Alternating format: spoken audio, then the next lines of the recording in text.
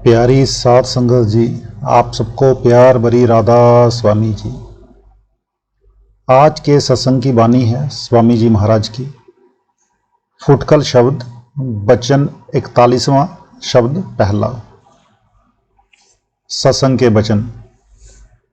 खोजत रही पिया पंथ, मर्म कोई नेक न गाया। रैन दिवस बेचैन, तरसते जन्म बिताया।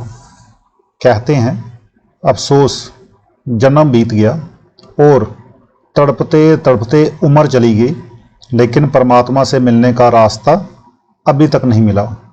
ये वियोग कब पैदा होता है? जब परमात्मा किसी को बख्शना चाहता है। गुरु अमरदास जी के वक्त का वाकया है।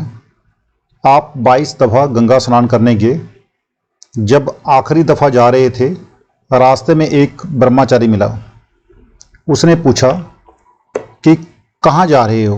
कहते हैं कि स्नान करने को। और आपको कहाँ जाना है? ब्रह्मचारी ने कहा कि मैं भी गंगा स्नान करने जा रहा हूँ। खैर, इकट्ठे चल पड़े, रोटी खाई, जाते वक्त धीरे धीरे गए, स्नान किया और वापस चल पड़े। आखिर गुरु अमरदास जी का घर आ गया। अभी ब्रह्मचारी की मंजिल बाकी थी। बातचीत करते प्रेम प्यार हो चुका था। दोनों एक दूसरे को इज्जत की निगाह से देखते थे। गुरु साहिब ब्रह्मचारी को घर ले आए। जब रात को सोने लगे तो ब्रह्मचारी पूछता है, यार अमरा, तुझे गुरु से नाम लिए कितना अरसा हुआ है? कहने लगे, मेरा तो कोई गुरु नहीं।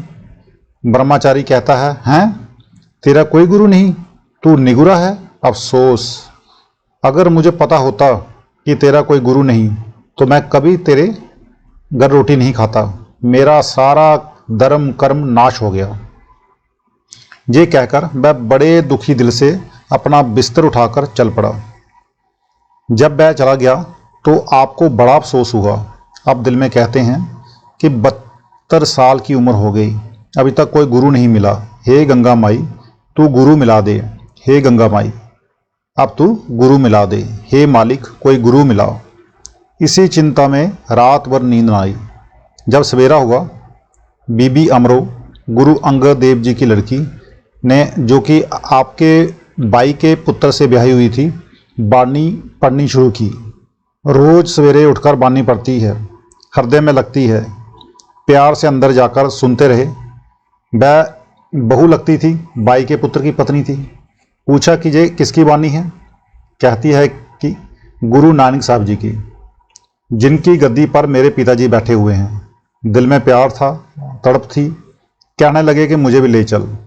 कहती है कि जब तक मेरे पिता आप ना बुलाएं मैं नहीं जाती, और ये उनका हुक्म भी है। कहने लगे कि तू मुझे जरूर ले चल। इस सिलसिले में जो पाप लगे वह मुझे लगेगा। अगर वे नाराज हुए तो मेरा जिम्मा। खैर, वह ले गई।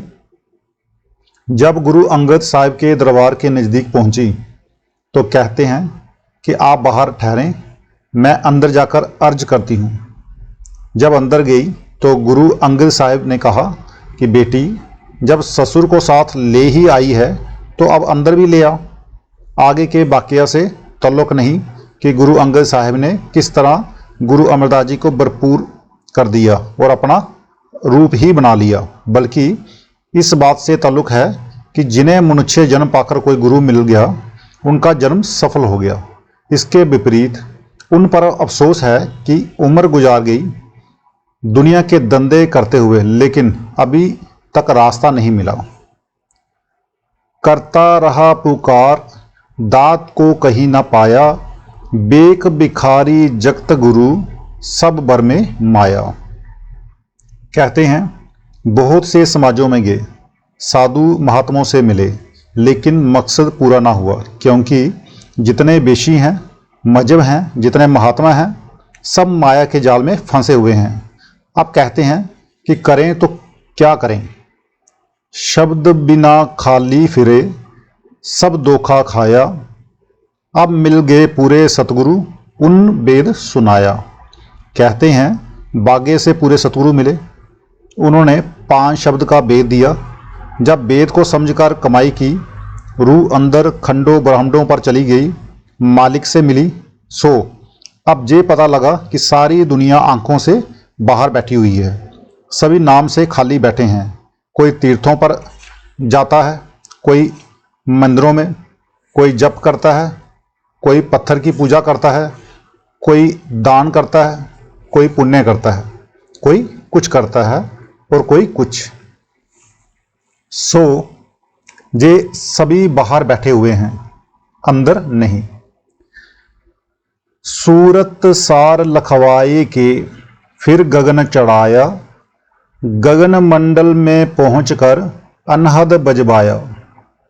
कहते हैं सतगुरु ने क्या काम किया कि पहले सत्संग सुनाया, फिर शब्द का भेद समझाया, फिर कहा कि 9 दरवाज़ों से अपनी सूरत को निकाल, जहाँ स्थूल शरीर में मन और आत्मा मिले हुए हैं।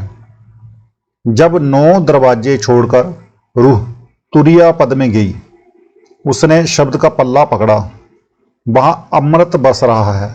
रूह ने अमृत पिया। अब वह धुन जिसको तुरिया पद की ब्रह्मा के देश से होती हुई रूह को पार ब्रह्मा के देश में ले गई। पार ब्रह्मा का देश माया से रहित है, जहाँ 6 चक्रों, जहाँ मात लोक में ब्रह्मा गुप्त है और माया प्रकट है।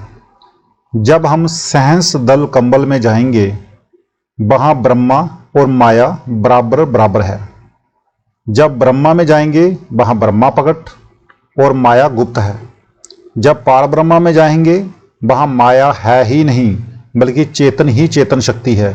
वह नाम है जिसे अगर आधा घंटा भी सुन ले तो जन्म मरण खत्म हो जाए। अब कहते हैं जे सतगुरु ने हमें ऊपर ले जाकर दिखाया। जपी तपी मौनी बकी जत जोग चलाया, जेह मार्ग कोई न कहे दुर्लभ दर्शाया। कहते हैं दुनिया में बहुत से जती हैं, तपी हैं, जोगी हैं, ज्ञानी हैं और दूसरे साधन करने वाले हैं। इसी तरह बेशुमार साधन भी हैं, लेकिन जो शब्द का मार्ग है ये सबसे ऊंचा और किसी किसी महात्मा के पास है, आम नहीं। क्योंकि योग साधना करके जोगियों की मुक्ति नहीं हुई थी। उन्होंने गुरु नानक साहब से पूछा कि मुक्ति का साधन क्या है, तो आपने कहा कि शब्द। जब व्याख्या चाहिए तो आपने कहा जैसे जल मह कमल निरालम मुर्गाई ने साने, सुरत शब्द बब सागर तरिये नानक नाम बखाने। जिस तरह मुर्गाबी जल में रहती है, जल में खाती पीती है, मगर जब उड़ती है तो सूखे परों के साथ, उसे पानी लेप नहीं करता। इसी तरह कमल भी कीचड़ में रहता है, जब पानी चढ़ जाए तो ठंडी लंबी हो जाती है, जब घट जाए तो डंडी नीची हो जाती है। वह हर हालत में पानी की सतह पर रहता है, मगर रहता है सूखे का सूखा। इसी तरह आदमी बाल बच्चे में रहे, कबीलदारियों यानी कि परिवार में बेशक रहे और नाम जपे, जब मौत आए तो अडोल अपने घर को चला जाए, यानी कि वो डोले ना। धन्य संत और सतगुरु जिन सार बुझाया, मन मत जग में फैल लिया गुरु मत नहीं आया। सूरत बंत बिरले कोई जिन शब्द कमाया, राधा स्वामी वेद दे सब जीव चिताया। दुनिया में मनमत बहुत फैला हुआ है और संतों के पीछे कोई बिरला ही चलता है। कहते हैं कोई बिरले ऊंचे कर्मों वाले यानी बड़े भाग्यों वाले हैं, जिन्होंने सतगुरु ने जिनको वेद दिया और उन्होंने कमाई करके अपना जन्म मरण खत्म कर लिया। राधा स्वामी जी, प्यारी साध संगत जी।